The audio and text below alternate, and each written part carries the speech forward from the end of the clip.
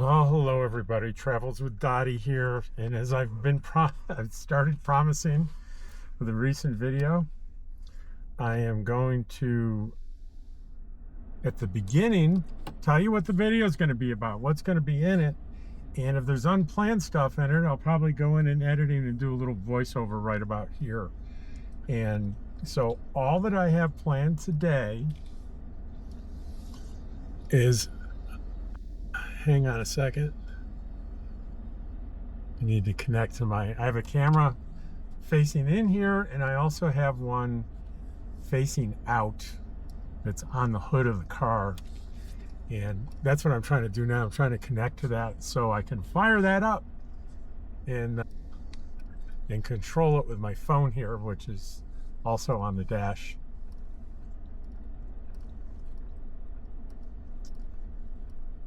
So what's on the agenda today is, this could be a little boring if you're a regular, and I get it. I totally get it.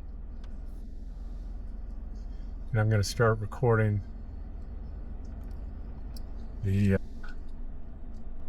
DJI Action 5, which is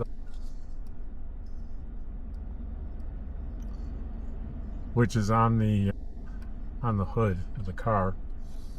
I'm headed to Taos. I go every couple of weeks, every 2 to 3 weeks. One, to get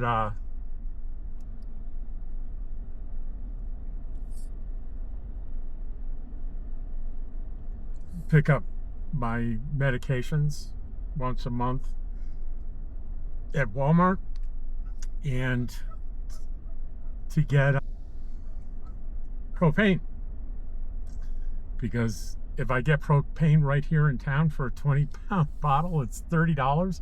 If I go to Taos, it's $12. You think that's worth the trip? And it's another beautiful day. It's a Wednesday. It is 10:52 a.m. and it's the 13th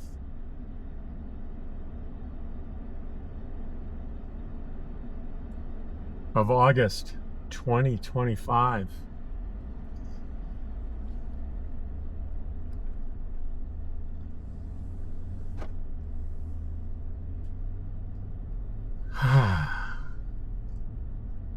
And we're going for, you're new, I'm Travels with Dottie.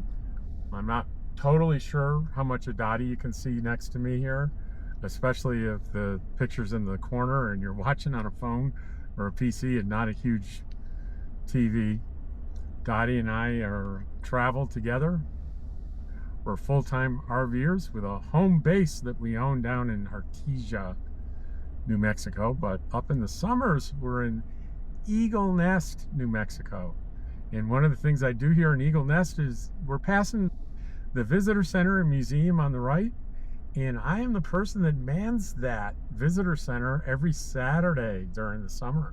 So if you're in the area and you'd like to meet Dottie and I, Dottie comes with me and manages the museum with me, don't you, Dottie?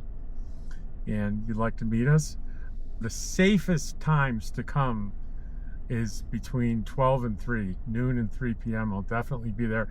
And I'm generally there for 6 hours. Like this Saturday, I'll be there from 10:30 to 4:30. But it varies a little bit on what the hours are. But for certain, no matter what my hours are, I'll certainly be there between noon and 3. So you can be safe doing that. We're in the middle of the little village of Eagle Nest. As I fell in love with Eagle Nest last year, so I'm planning on coming back up here every year. I've integrated myself as much into the community as maybe a summer person can do. And I just did a video this morning on this little shop we just passed called Zella's. It's a kitchen shop. I call it a gourmet kitchen shop. It's just that it's got a wonderful story, and I'm doing a video on it because the lovely couple is selling it. And it's the kind of place you can do. It's a seasonal business, or you can do it year round, but you can certainly make money seasonally doing it. And they're selling it, and you can live there. There's a little apartment in the back that we toured. It's got lots of possibilities. They have it leased out year round now for like $875 a month just for the apartment. So you can do that and live someplace else here. But if it were me, I would live in the apartment. And I'm gonna, at the end of this video, I'll have a link to that video so you can see it. I think it might be something it may be something you're actually interested in. And the other thing is, for me, it's the kind of video that I like to watch where I can daydream about doing it. That could be just as much fun as actually doing it. But so we're going to, you may not have heard of Eagle Nest before, but you probably heard of Taos, New Mexico. It's a mecca of artisans and art galleries and just deep Old West history. And it's pretty close to here, but it takes probably 45 minutes to an hour to get there because we have to go through a mountain pass. We're on Highway 64 here, and we're going to take that all the way into Taos, and we're going to go through for a beautiful mountain pass. And like I said, this may bore some people because this is probably the third video I've done driving through this pass. If you're not particularly interested in what I'm saying off the top of my head as I'm making this drive, you may want to skip this video or skip ahead if you want to see Taos. I don't know where I'm going in terms of what I'm going to talk about today.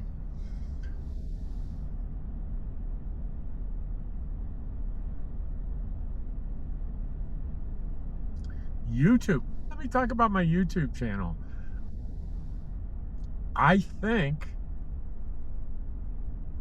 and I'm not sure, but I'm pretty sure by the end of the day, I am going to cross a major milestone in my YouTube channel.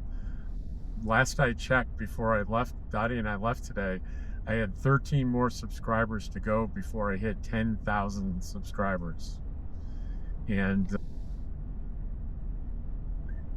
it hardly seems possible because I think I remember almost 4 years ago, December 1st, 2021, when I hit the road. It was the day after I retired from my job, and I started pulling the trailer from Virginia to Pahrump, Nevada. And I did my first retirement YouTube channel video. I think I had 80 subscribers. And if I got 50 views on a video, that was pretty normal. If I got 100, it was cause for celebration. It was about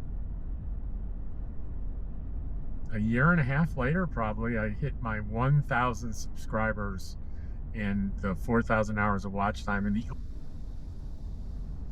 only reason that happened was one video that had nothing, I won't say it has nothing to do with RV life, but it really didn't. It's not in the style or intent of my channel at all.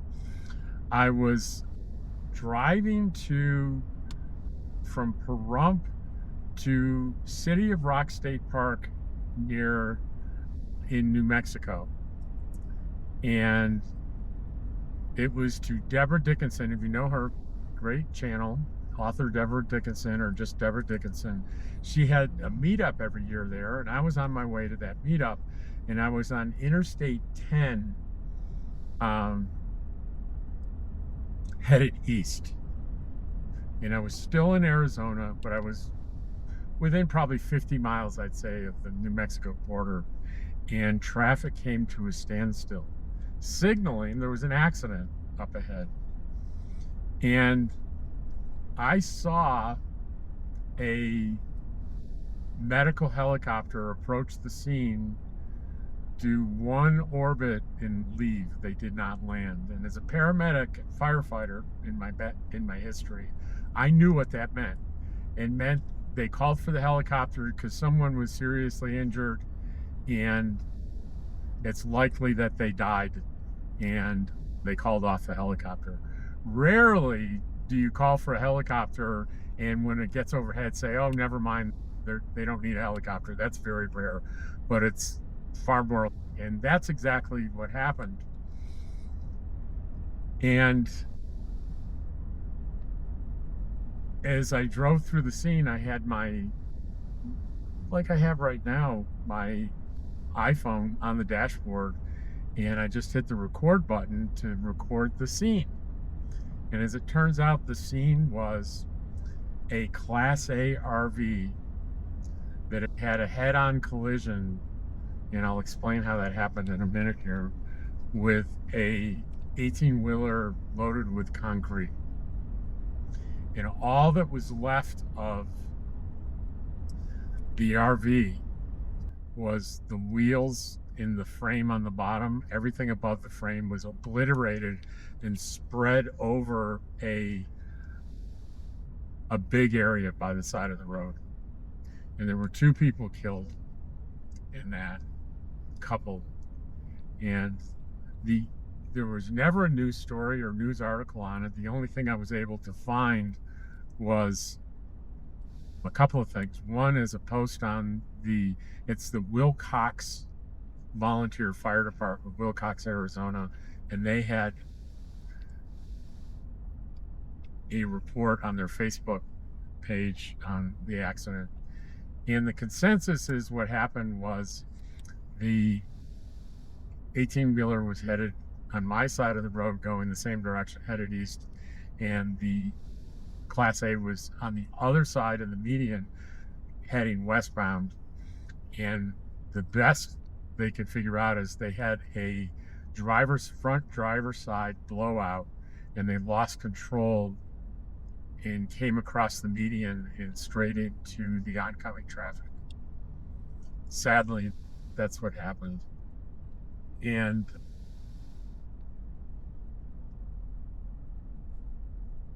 that's interesting. I think something got on the lens of, something got on the lens of the camera outside. You see that black spot? That's not a dark cloud or something in the distance. That's something on the lens. We'll get up here to a safe spot and pull over and see what we can do about that. Hopefully I did chip the lens with something. That would be pretty unfortunate. But there is a lens cover on it, and I think I could buy to replace it. But when we get up here, we'll check that out. That's pretty ugly.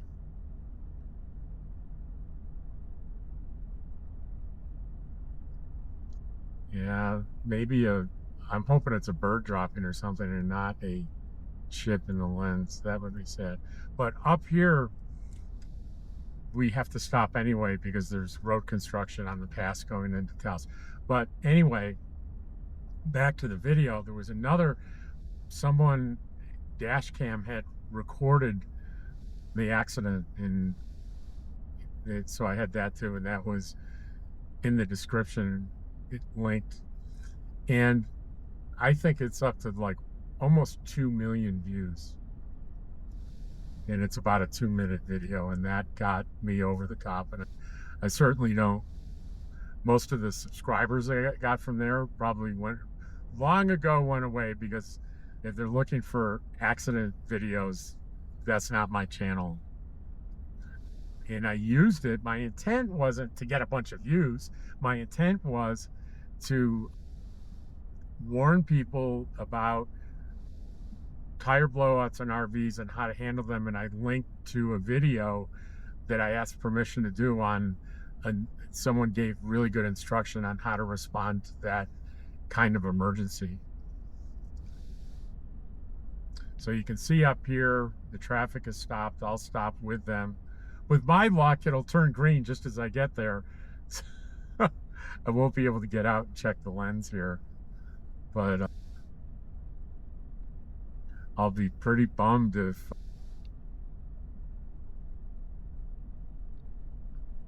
it's a permanent thing on the lens. That would be pretty sad. So I'm going to turn on the 4-way flashers so the guy behind me knows I'm stopping.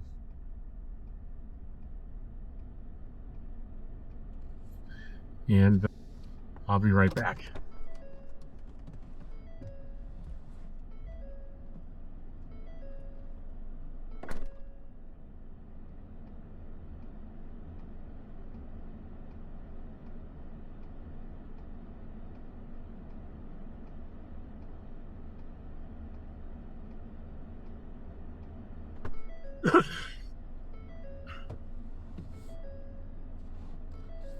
So I got lucky.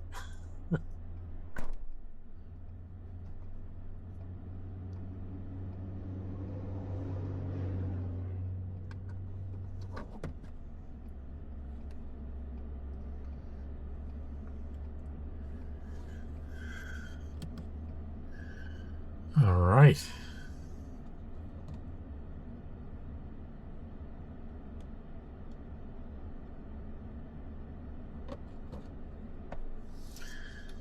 So generally you wait here for 10 minutes maybe, waiting for it's one single lane. So anyway, that's how I got past the 1,000 mark. I think I had 500 subscribers or something ridiculous. And then that's when you have 1,000 subscribers and 4,000 hours of watch time. And that one video gave me both. Then you can start earning what they call AdSense money or advertisement money. And that's how I make money on YouTube, is the advertisements that you see.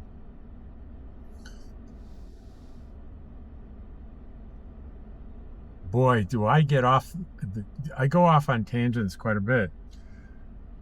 So I wanted to talk about my YouTube channel, and it used to be my YouTube channel would take me no more than an hour a day, because you guys know, if you've been with me for a while, or if you're new, you'll find out in this video, I don't do a lot of editing. I don't have any intros.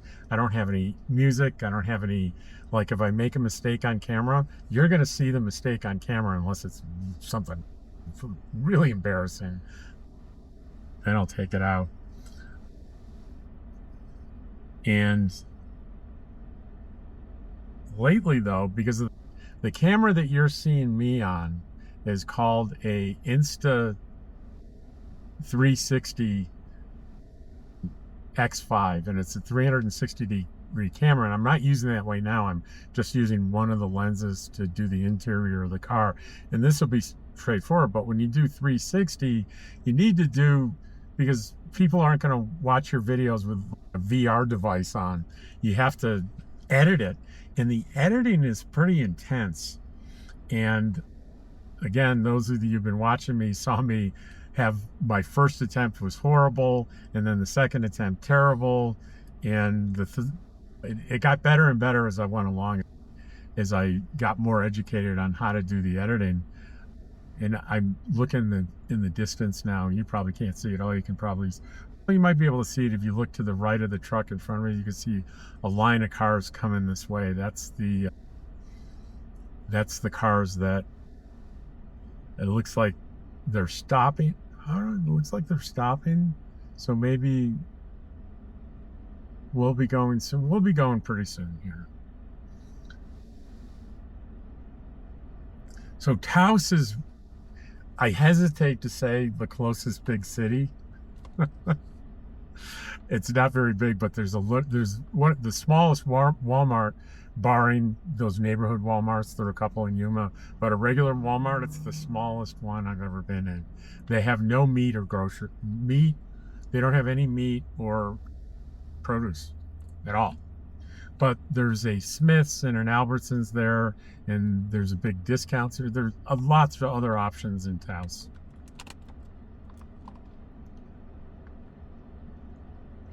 So the nature of how I've been doing YouTube has changed, because I'm putting a lot more time into it, but I'm making a little bit more money too, at least for the time being.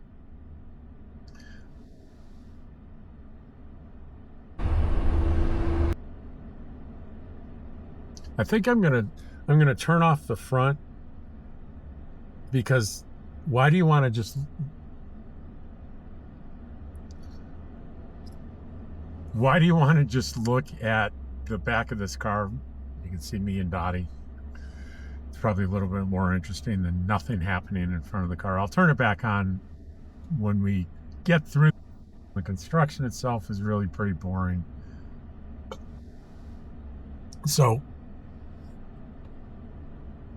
and do we see Dottie here? That's Dottie right there. I don't know if you can see over everything. Hey, Dottie. Dottie, she's got a little elevated bed there in the co-pilot seat, and she just loves going for a ride in the car because she can sleep like that, or if she's interested in what's going on, like on longer trips, when she sits up, she can see out the side window and out the front. So that's pretty nice.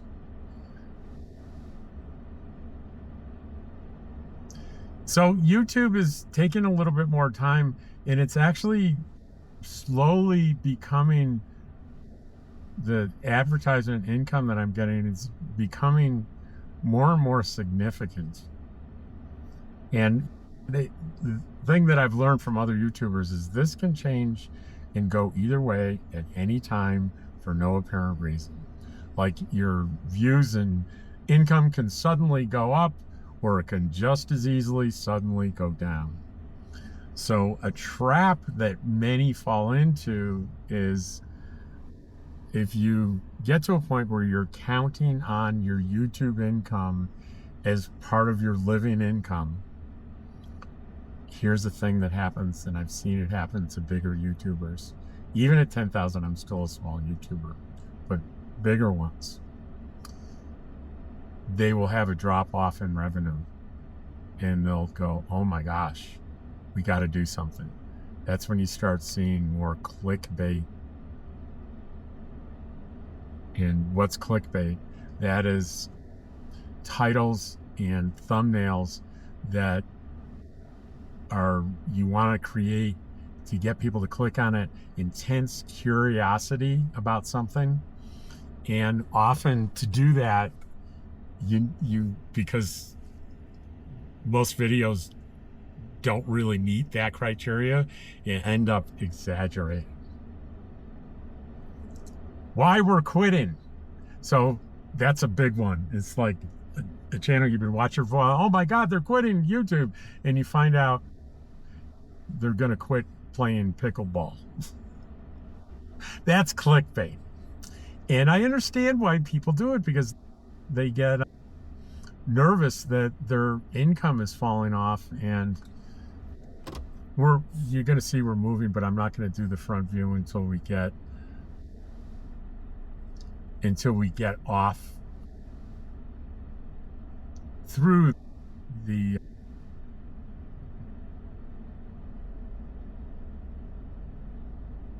construction, because there's not much to see. And I want to save that battery a little bit. And the views get much more interesting in about a mile here. So I want to avoid that. I want to make sure that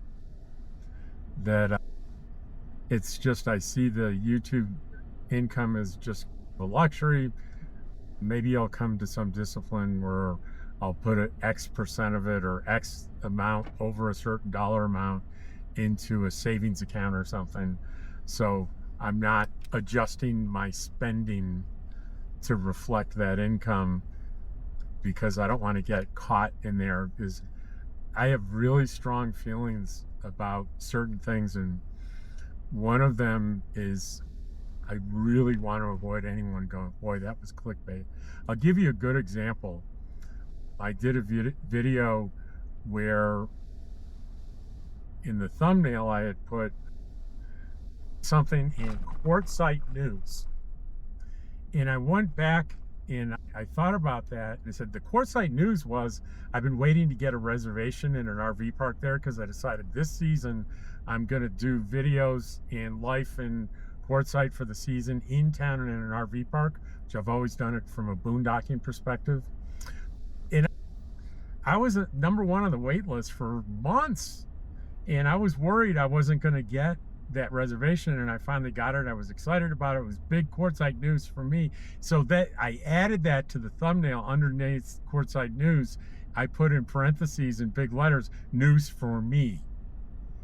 So people weren't thinking it's maybe they finally raised the camping rates from 180 to 600 or some big general quartzite, and have quartzite news, have someone click on that and then find out the big quartzite news is Rob got his reservation at an RV park.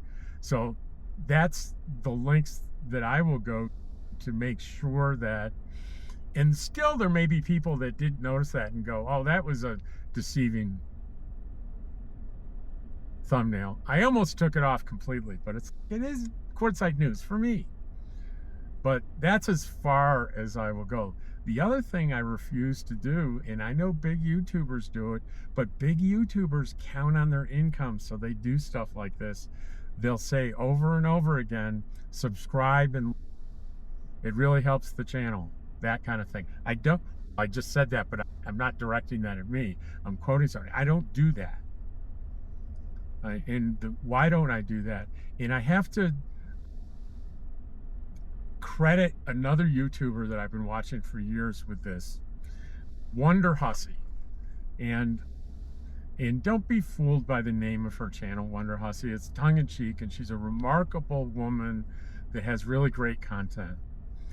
She has a lot of desert content and camping and traveling and interesting things. She's just a fascinating person that I've actually met as a fan twice. I ran into her in Pahrump. We shared the same mail service, so I ran into her there twice. But certainly she couldn't pick me out of a lineup for sure. But anyway, I remember her saying, I don't do that because I think that people are adults and they know how to subscribe and subscribe if they want to, and they know to hit the like button if they like, and adults don't need to be told what to do. And I added to that a little bit, and I said, I don't want to ask, it's enough of a big ask for me, and the implied ask of you that I'm doing every day is I'm asking you to watch my videos. That's quite a commitment. To watch a video is a commitment of your attention and your time, and there are few things in life more valuable than a human being's time and attention. So that is more than I should not be asking you for anything beyond that, because I think that's such a big ask. So I don't. And I probably have less subscribers, but you know what? Here's the reality that I believe is that subscribers are unrelated to views. Why do I say that? Because people that subscribe and have the notifications turned on, and if you don't know what that means, don't worry about it. It's just that when I upload a video, if you're subscribing and turned on notifications, you'd be notified that there's a video, and hopefully that would prompt you to watch it. But if I look at my statistics, it's like the videos that are watched as a result of a notification is single-digit percentage. It's nothing. It's a nit. And way over, like something like 65% of my viewers are not subscribed. And the people, subscribers and non-subscribers, they get it from their home screen feed, which has to do with what they refer to as the YouTube algorithm. All right, I'm going to turn on the front now.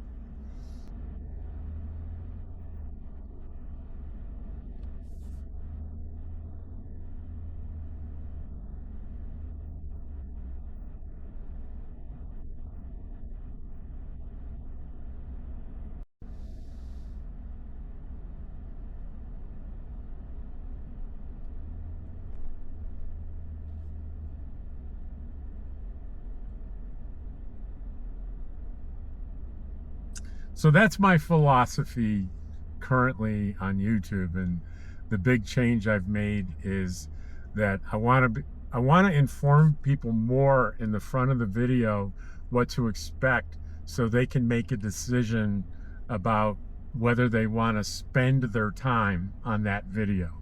Because here's my theory: if I have people viewing my channel that end up feeling like they wasted their time on some videos,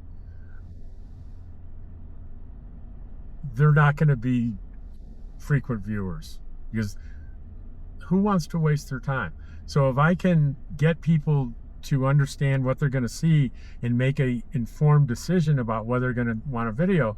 So if you watch 1 out of every 5 of my videos, but you do it for years, over time, that's going to be a really good thing for the channel, versus someone that watched 5 in a row and were bored by 4 and I never see him again.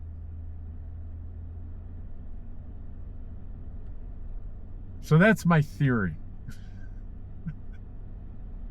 There is no shortage of YouTubers that do videos on telling you that I have it figured out on how to be successful, and these are the things to do and these are the things not to do.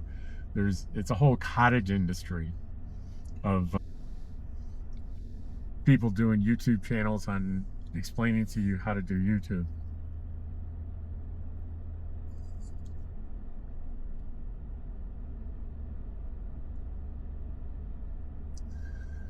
I've been surprised by the number of people that I've run into now that we're seeing traffic backed up going the other way. They're waiting for their turn, but it means we're beyond the main construction. But you can see the construction they've been doing. I've been coming here 2 or 3 years, and that's how long this construction's been going on in the summer, is to see these big retaining walls to keep the mountain off the road.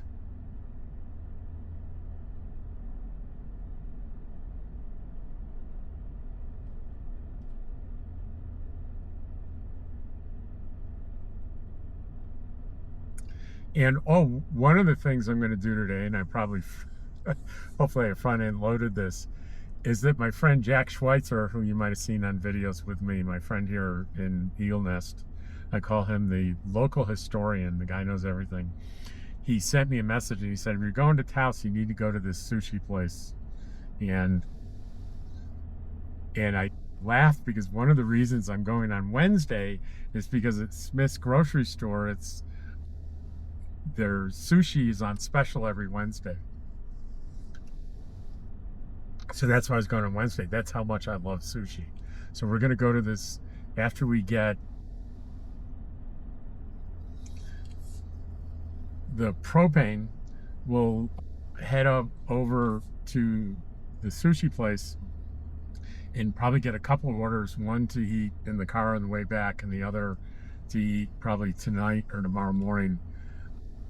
Sushi has just a few hour good shelf life.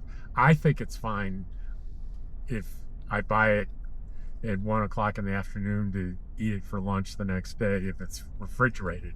And I do have a cooler here and everything. And then I'm going to go to Walmart and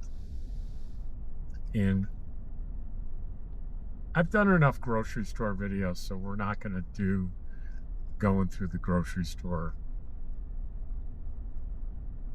Where today is just going to be a drive-in video.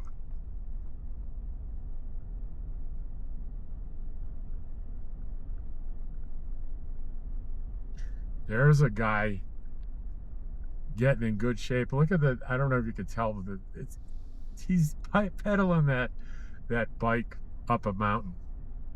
And I have my e-bike, and I hardly ever pedal. I'll admit it, I use the throttle. And somebody said, after a long video on a bike ride, he said, wow, you're in really good shape. You don't get out of breath at all with all that bicycling. And I could not tell whether he was being sarcastic or not. So I just kind of left it alone. I didn't really answer it. I was a little embarrassed that I wasn't pedaling at all, because it's so easy and comfortable. It's a big temptation just to use that throttle. Shame on me. I could use the exercise, right, Dottie? She's not sleeping. She's staring at me, but she's in the sleep position.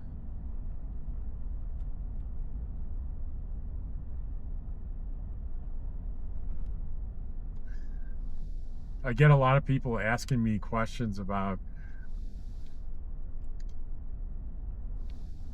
hey, I loved your video, but I want to know about establishing an address. Can you tell me about that? And often if I can find it quickly, I'll find the last video I did on that topic and paste it into a reply. I try to do that as much as possible, but I'd appreciate it if you'd at least peruse my videos before asking that, because I've got not hundreds, but over 1,000 videos out there, if you include the shorts, which isn't really fair. But I have a lot of videos. I do a long form video every single day, and I think it's been a couple of years now that I've done that. Very rarely will I skip a day on a long form video. If I do, I'll get people like Ken going, "Are you all right?" I'll get, if I don't post my short by noon, I'll hear from Ken, wanting to know what's going on.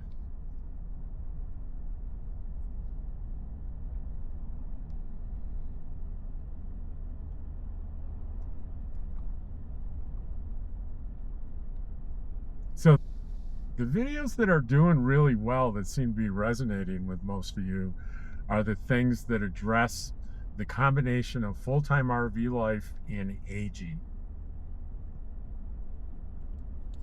And I don't mind that at all, because I spend a lot, I don't know about you, and I can tell by the demographics reports, most of you are my age or older, or close to it.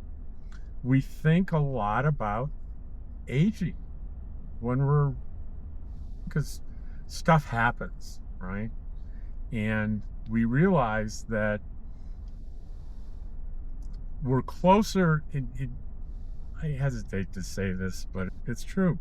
When you get closer to the end of the journey, perspectives change. There's a whole sense of one of the drivers of me, no pun intended, being in this lifestyle is I don't want to waste time. I don't want days to slip by that don't have any joy or meaning for me. And I can't remember where I got this from, but I didn't make this up. A woman told a story, and I think it was in a movie, Nomadland, maybe. I'm not sure. But anyway, the story goes like, this guy I worked with, in the years leading up to his retirement, he was building a sailboat in his driveway. And the idea was when he retired, he was going to get on that sailboat and he was going to sail around the world. And the day before he retired, he died. He had a heart attack. And the person said this line that I'll never forget: "I don't want to die with a sailboat in my driveway." And that really resonated with me. Certainly not because I care about sailboats, but the metaphor. I don't want to leave this journey with things undone. That's what the whole bucket list thing is about. And my bucket list isn't to visit all 50 states, although I have done that. I have visited all 50 states over my lifetime. My bucket list is about extracting as much joyfulness out of this life that I can, while being a good citizen of the planet, a good citizen of the world, or of humanity. If I can do those two things simultaneously, then, oh boy, that's the brass ring. I can find joy in and at the same time be a good person.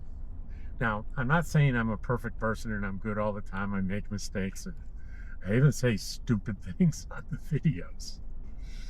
Often, sometimes I even feel, I think I might have contradicted myself in that video, and most people are too polite to point it out. Look at this old cabins on the right here falling apart.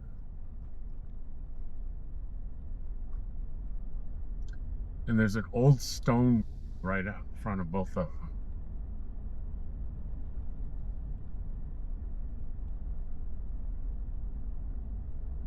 But I don't want to die with a sailboat in my driveway.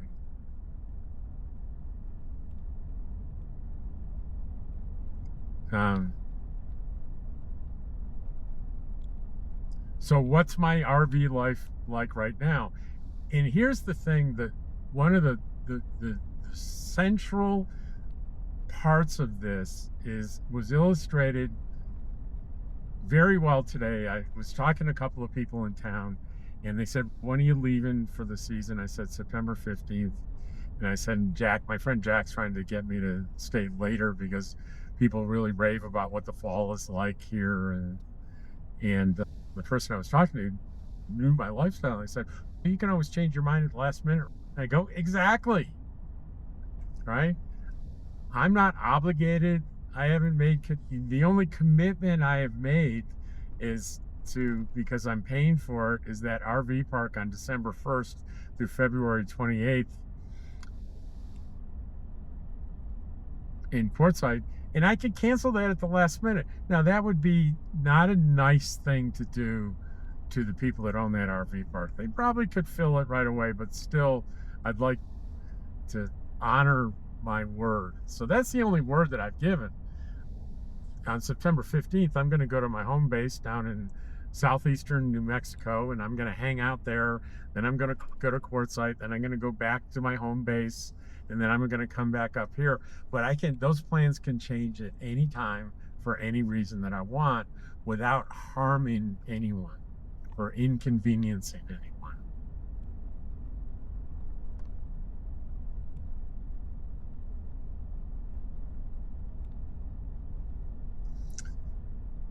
That said, as I integrate myself more into these communities, I'm sure I will be asked, by Jack and company, are you going to come back next year and volunteer at the museum? And I will have to say, right now, I have plans to do that, but please do not take that as an absolute commitment to do it. Don't assume that I'm committing to you that I'm going to be the museum guy on Saturdays for the summer, next summer, like last summer, because things could change for me. So I need to be vigilant about the explicit and implied commitments that I make along the way.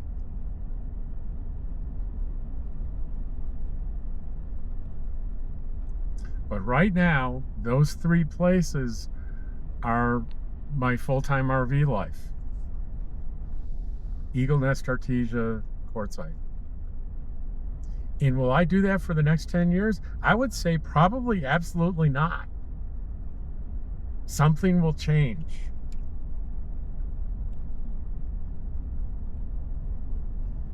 Every time I think about,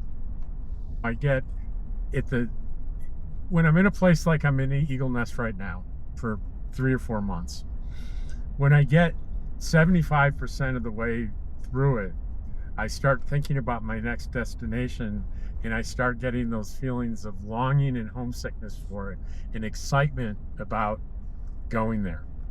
And if you've been with me for a while, you'll see that a lot about going, when I lived in Pahrump, getting back to Pahrump, or more pronounced, going to Quartzsite, only because there's so many people I know in Quartzsite and so many relationships with people that I get really excited about it. I get giddy. But when that stops, where I'm no longer enthusiastic about one of these places, I'll start going someplace else. I'll discover new frontiers and new places to go and discover and establish relationships and become at least temporarily parts of the communities that I'm staying in and contributing in a way that's fun for me to those communities. And the way I do it is basically through YouTube videos. In particular, I do a lot of videos that feature local businesses in Artesia and Quartzsite and Eagle Nest. And that benefits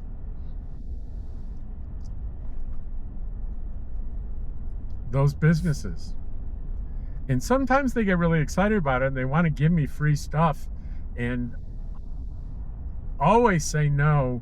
And every once in a while, like at my favorite little place is there's a kitchen shop in Quartzsite, a tent in Tyson Wells. And the guy loves it when I come through because he gets lots of people coming through all winter saying, hey, I saw you on Travels with Dottie. And he's thrilled. And he's always trying to not charge me for stuff I want to buy. And I think there was one time I just stopped arguing. I said, fine. And I think it was $6 worth of stuff because this stuff is pretty inexpensive and I don't buy a lot of it. But I try to resist because I don't want to be, I'm doing this, I'm promoting this business because somebody gave me something for free. Which is why in the distant past on my channel, you might have seen me doing an unboxing of something where someone sent me a free power station or something. And in exchange for that, I do a video. And I did a few of those. And I learned my lesson on doing those. I don't do those anymore. When I say I learned my lesson, I'm not going to tell the whole story here, but there was a Chinese company I was dealing with, and I ended up being extensively interviewed by the FBI regarding the piece of electronic device that I was reviewing and had, and I ended up actually meeting two agents in Las Vegas and turning the equipment over to them. I was never in any kind of trouble, but it threw me for a little bit of a loop. And here's the other thing. Let's say XYZ, I can't remember the name of the company, but there was a company that did these power stations. It's a lithium battery with an inverter in it, and you can charge it with solar. They sent me a solar panel. They sent me some people call them solar generators. One, it broke, and they sent me a replacement one, and they gave me a little bit of a hard time about it. But otherwise, it worked pretty well. But what I realized is, if I take something for free, and I do a video on it, and it works perfectly, and I tell you, hey, look at this work perfectly, and you buy it, and it works perfectly for 2 weeks, and then it breaks, who are you going to be mad at? Me? The company maybe, but maybe me a little bit too. And here's the thing. If someone sent me something expensive and said, you can use it for a year, then do your video, I'd consider doing that. That seems genuine and authentic and good information. But companies, they don't want that. They want to send you the free thing, and they want that social media exposure right away. And that's not really something that I'm willing to do. The only exception I would make is if somebody sent me something that I already use. That they said, we'll send you another DJI Pocket 3 camera for you to review, and I'm using a Pocket 3 and I have for 2 years. Yeah, I'd do that. Because I can honestly tell you not only about how the thing operates, but how long it lasts and what problems that I've had and how DJI has either met my expectations or fell short, or I could tell I could really give good information. Now, if same company, if I'd never had them before and they said, we're going to send you this $700 camera, review it, I wouldn't do it. Unless they'd let me use it for 6 months or a year and then do the review. And no one's going to do that. And a big company like DJI isn't going to send me anything anyway. Not a little channel like me. So what I end up getting is I get offers every day, and they're almost exclusively from Chinese companies. It's a big deal for Chinese companies to get to spend their marketing dollars on social media, because they have a product they sell for $200. It costs them $20 or something to make it, probably in China, and they send that $20 item to me, and they want me to do a review and advertise on it. That's cheap. It's pretty cheap to say, I'm going to basically pay you $20 to do a commercial for me. And of course I don't do it. I read them because I'm curious, but there are days where I get 2 or 3 of them. I remember a friend of mine got mad at me when I went to do my first one, and she was saying, now we have to review the contract. I said, I don't think there's any contract, and there's no contract. They're just going to send me the thing. And I was waiting for her to ship it to me, and she got really angry. She said, Rob, no one is going to just send you stuff for free and just let you do anything you want for and it turns out I was right. They plenty of offers to send me stuff, and there's really no restrictions, no contract.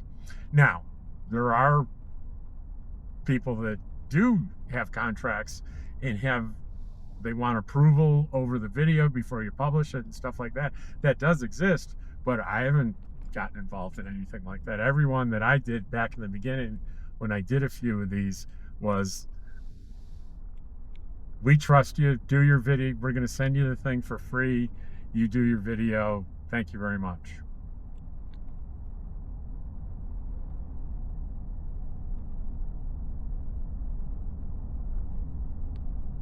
So yeah, people will send you stuff for free with basically no strings.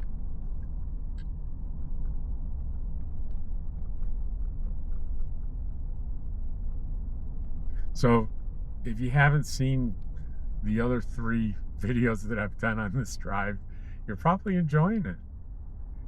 I think what's a little different is, I think you're, compared to the ones that I've done earlier on this drive, having that camera on the outside of the car, I think could make a pretty significant difference, especially if you're watching, it in 4K on a big screen TV. Taos Canyon needs you. Please volunteer for the fire department.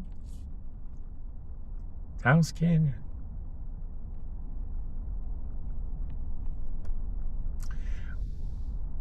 This is part of what they call the enchanted circle.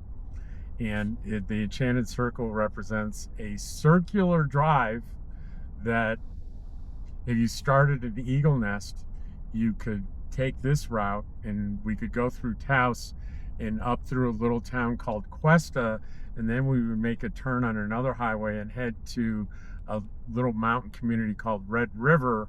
And as we went through this beautiful little town of Red River, we would end up back in Eagle Nest.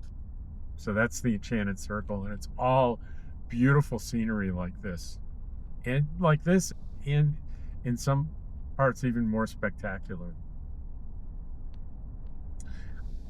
Between Red River and Eagle Nest, you go through what they call Bobcat Pass, and it's almost 10,000 feet. It's 9,800 or something, almost 10,000 feet. Within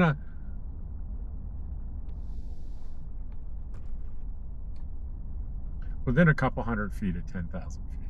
It's pretty dramatic. And what are we here right now? out of curiosity? About 7,400. So we've come down from the peak, and when we get to Taos, it'll be quite a bit lower than the 8,300 feet Eagle Nest is at, and it's often 10 degrees hotter in Taos than in Eagle Nest. And a pretty normal day is 78 to 80 in Eagle Nest, so it could get close to 90 uncomfortable in Taos. So whenever that happens, I'm grateful that I'm living in Eagle Nest for the summer and not Taos, because it can get hot. We're coming down fast. I was going to say we're coming down fast because it looked like 6,000 something, but I misread it. We're not coming down that fast. I don't know what I'm talking about.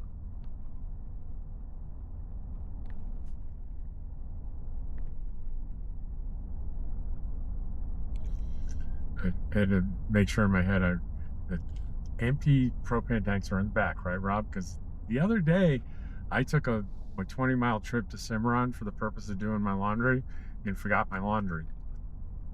That didn't work out so well for me. But being retired, it's okay. I had a separate little adventure.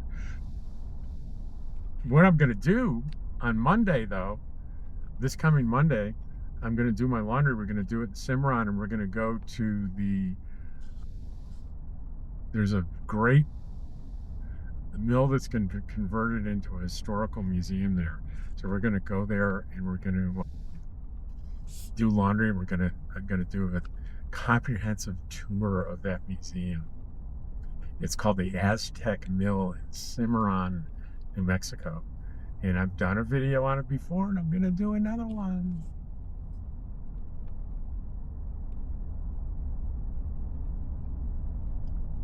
Was it last year or the year before? I don't remember how long ago it was.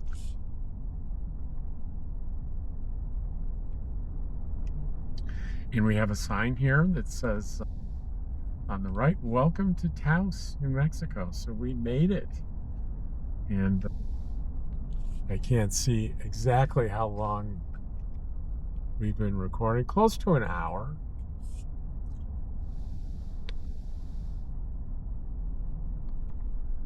I'm probably going to shut things down now because the part of Taos that we're going to is not the downtown historic part. It's kind of the pretty mundane, boring part of Taos.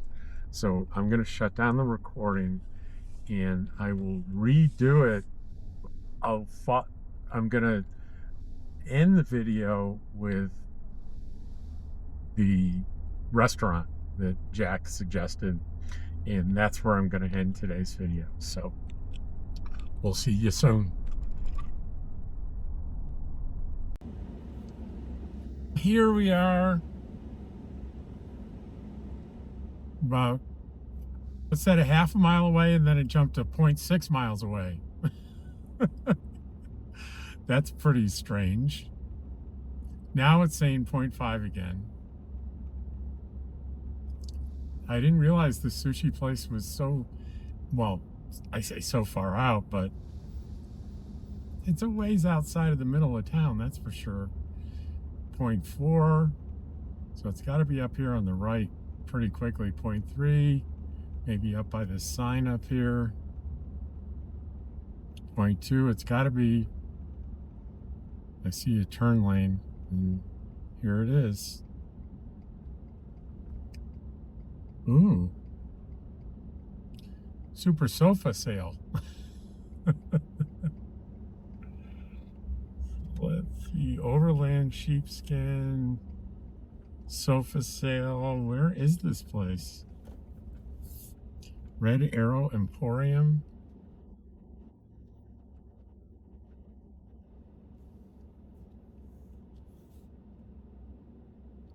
Okay, I don't understand.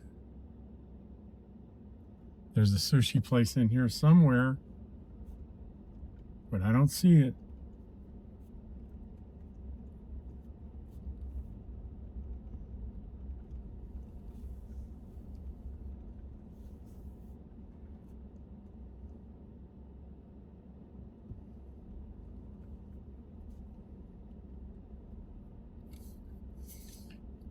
It says no parking, no parking. I'll let you know if I find it, but if they need signs. They definitely need signs. Okay, so here is the sushi. And does it taste as good as it looks? Hang on. Yes, it absolutely does. And it's fantastic. It's a little on the pricey side with tip. It was about $30 for what you just saw. But it's top notch for sure. And I'll probably come again. So that's going to be today's video. I hope you liked it. I'll see you tomorrow. And so will Dottie. Right, Dottie? You're going to see them tomorrow? Bye.